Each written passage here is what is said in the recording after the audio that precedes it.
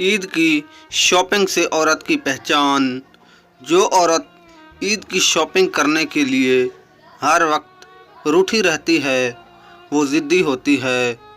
जो औरत ऑनलाइन ईद की शॉपिंग करती है वो अमीर होती है और किसी जॉब से ताल्लुक़ रखने वाली होती है। जो औरत बाज़ार जाकर ईद की शॉपिंग करती है वो ऐसी औरत होती है जो कि अमीर होने के साथ साथ घूमने की शौकीन होती है। जो औरत ईद की शॉपिंग करते वक्त दुकानदार से पैसे कम करने पर बहस करती है वो गरीब होती है। जो औरत ईद की शॉपिंग करने के लिए बिल्कुल ना जाए वो सादा होती है। जो औरत ईद की शॉपिंग करने के लिए किसी और को बाज़ार भेजे उस औरत पर घर में बहुत बड़ी जिम्मेदारियां होती हैं।